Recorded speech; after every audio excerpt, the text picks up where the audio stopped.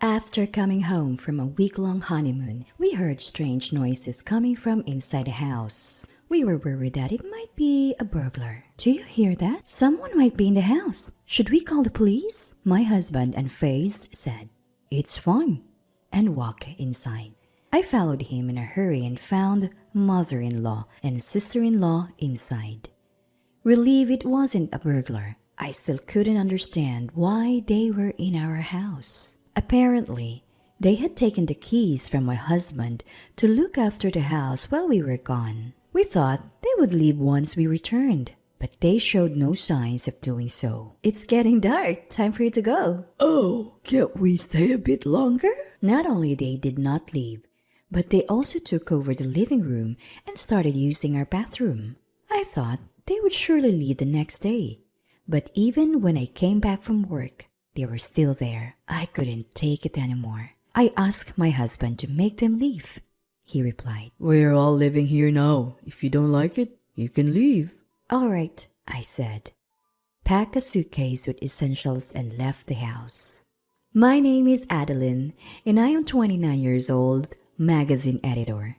I met my now husband Dave 3 years ago through a friend. With little dating experience, I was drawn to Dave, who was decisive and took the lead. He confessed his feelings, and after dating for 3 years, we got married. Whether choosing a new home or a wedding venue, he was dependable and made things run smoothly. Life was good with him, but I'd been stressed with mother-in-law and sister-in-law. Dave's father passed away 10 years ago, so it's just mother-in-law and sister-in-law who is 27. We kept our distance before the wedding, but now they become more intrusive. Mother-in-law calls almost every day asking us to increase her monthly allowance. "Even $200 would be fine," she pleads. Since Dave is the only providing the money, I tell her to talk to him, but she blames me for not being able to increase the allowance. I also get lectured about not visiting their house often enough for cleaning and other duties. On top of that, sister-in-law visits us unannounced, usually when I'm cooking dinner. "Just making food? I'm hungry, so hurry up," she says, sitting on the sofa and eating dinner before leaving. Even after telling her to inform us before coming, nothing changed. Since they're Dave's family, I didn't strongly refuse expecting Dave to step in for me, but that hasn't happened. 6 months into our marriage, Dave and I finally had a chance to go on our long-delayed honeymoon. Our destination was Europe, where we unwound and enjoyed ourselves to the fullest, free from our usual stress. When we got home after a week of bliss, we heard noises inside the house. I felt a pang of fear, thinking a burglar might have broken in while we were away. "Do you hear that too? There might be someone inside. Should we call the cops?" Dave, unfazed, replied, "We're fine," and walked into the house. I hurried in after him and found my mother-in-law and sister-in-law inside, relieved that it wasn't a burglar. I was still puzzled about why they were there. "Oh, you're back." "Welcome home. Where are my souvenirs? Did you get the bracelet I asked for?" "There's no way we bought that. It's too expensive." As he stood there, stunned, the three of them continued their animated conversation. Why are you guys here?" "You're annoyed we're here, aren't you? Houses are vulnerable when empty. We stayed to protect your home. You should be thankful." Apparently, mother-in-law and sister-in-law had gotten the keys from Dave to house sit while we were away. I whispered to Dave, "You should have consulted me first." He responded, "They offered to watch the place last minute. I didn't have time to consult you." I decided to let it go, figuring their presence had at least deterred burglars. But when I looked around, every room was a mess. Sister-in-law's clothes filled our closet.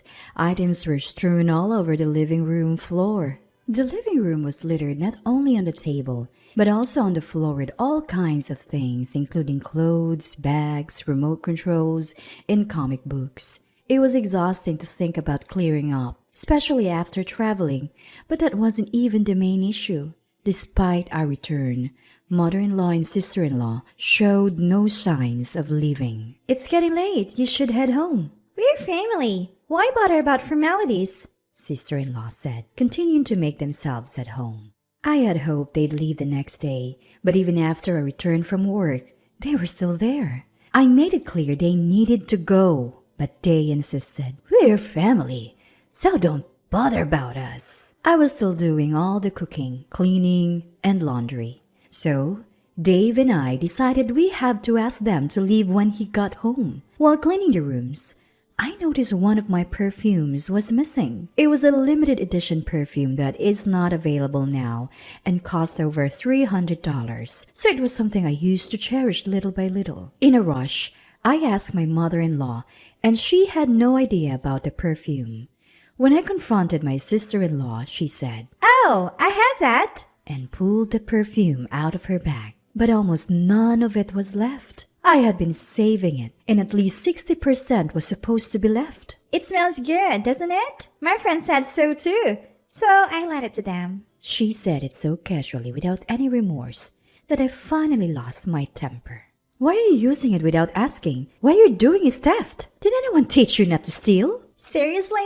I just borrowed it. Why are you making such a big deal? If you only borrowed it, will you give it back? Fine, but I used some. So half the price should be okay, right? I don't want money. I want the same item back. Wow, you're pretty. It's just perfume. I know your brand. It's not that expensive. Saying that, she checked the price on her phone. What? Why is this so expensive? Spending $300 on perfume is stupid. If it's so important, lock it up. She seemed flustered, realizing it was more expensive than she thought. It was important, so I only use it at home. I never thought I'd have a thief as a relative who'd barge in and use my things. Don't call me a thief for using some perfume. While we were arguing, Dave came home. What's all this noise? Listen, Ro, I use a bit of her perfume, and she's calling me a thief. Leaving the loud sister-in-law in the living room, I explained everything to Dave in the bedroom. I can't take it anymore. Kick mother-in-law and sister-in-law out! Don't get so mad. I hadn't told you yet, but we're all going to live here now. I was stunned by the unexpected news. Our old house is falling apart. We were debating repairs or moving. Living here saves money, and we have room. Why didn't you consult me? Don't I contribute to the mortgage? Mom already started selling the old house. We're all living here. If you don't like it, leave. I felt my affection for Dave cooling at his unilateral decision. Understood. With that, I began packing only the essentials into my suitcase. Dave didn't stop me. Instead, he said, Running away after a fight is childish. And returned to the living room. Mother-in-law and sister-in-law smirked as they watched me pack. As soon as I stepped out the door, they locked it behind me. I had no intention of ever going back to that house, so I felt nothing about leaving. I stayed at a hotel and contacted my boss, so I often consult with, to take a few days off. During that break, I found a new place to live and informed my parents that I had moved out because my mother-in-law and sister-in-law had moved in, and Dave told me to leave. I also told my worried parents that I planned to divorce Dave. The only message I received from Dave during this time was an email saying, You can come back if you repent. They both said they'd forgive you. When I told Dave over the phone that I wanted a divorce, he first responded, You're divorcing me over this? Can't you just put up with it a little longer? But when he realized I was serious, he agreed to the divorce.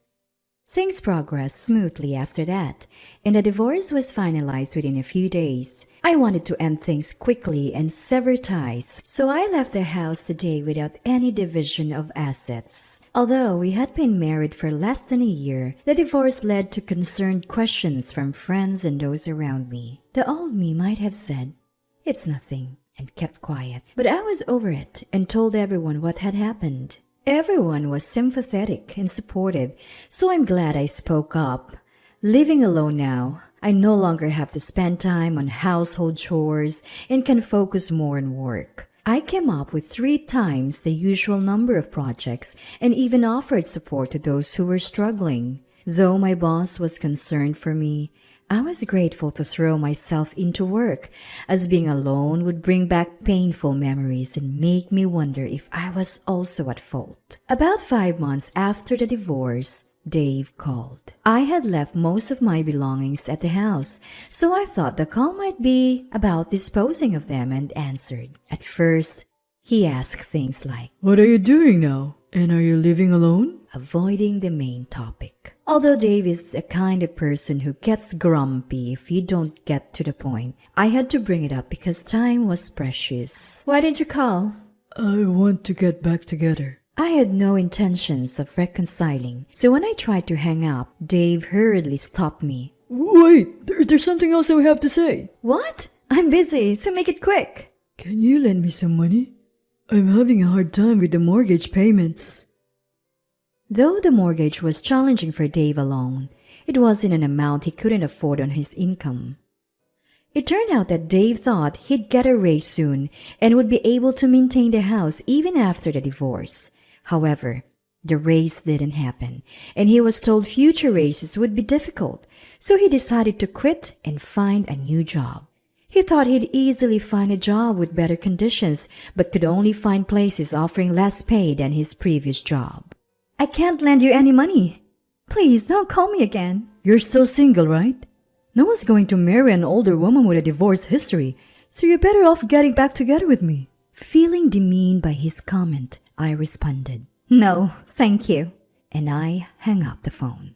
I wondered why I ever liked such a person and felt disappointed in my lack of judgment. And so not just from Dave, but also from mother-in-law and sister-in-law. The calls kept coming. From what I gathered through their calls, they assumed Dave must be earning well since we bought a new house and had a grand wedding reception. They thought I was the one preventing Dave from giving them more money because he himself said he couldn't afford it. So they believed that if I were out of the picture, they could live comfortably. Turns out, Dave's salary was less than they expected, and they panicked, hence the frequent calls. While it's common to think that men earn more than women, I actually make more than Dave. I wanted to block their calls, but Dave knew where I worked. I was afraid he might call or even show up at my workplace, so I answered the phone once in a while. The conversations were always about money. He'd say things like, They both are spending too much and drain our savings. or,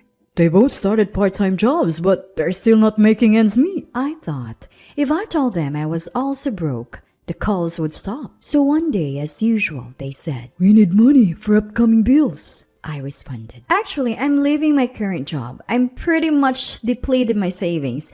I need money more than you do. If you don't believe me, ask my coworkers. After hearing this, Dave said, I see. and hung up.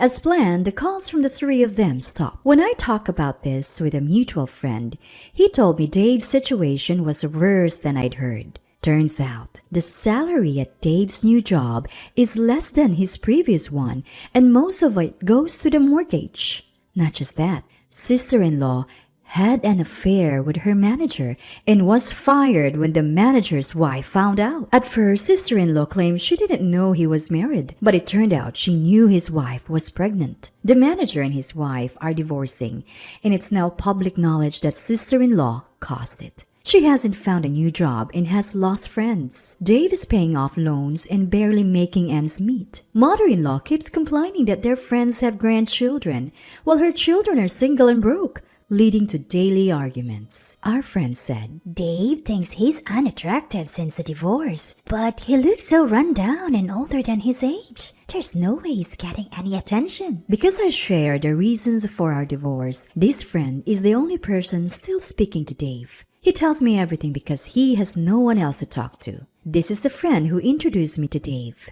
I feel responsible for introducing you too. And besides, Hearing about Dave's life is sort of entertaining, he said. He's also making sure Dave doesn't get near me again. As for me, I recently co-founded a web magazine company with some old friends from school. I left my job and used up most of my savings to start this company. Even though running a small business means I have to handle a lot of things on my own, it's exciting to continually take on new challenges. I used to be hesitant about diving into new things, but thanks to various experiences, I've gained the resilience to overcome hurdles. I've also started a relationship with someone I met through work. He's the kind of person who respects my feelings while taking the lead, and meeting him helped me realize that Dave wasn't a leading man, but simply self-centered. After my divorce, I thought for a few months that I couldn't possibly remarry or even date again. But now, I can think positively and want to cherish the happiness in this new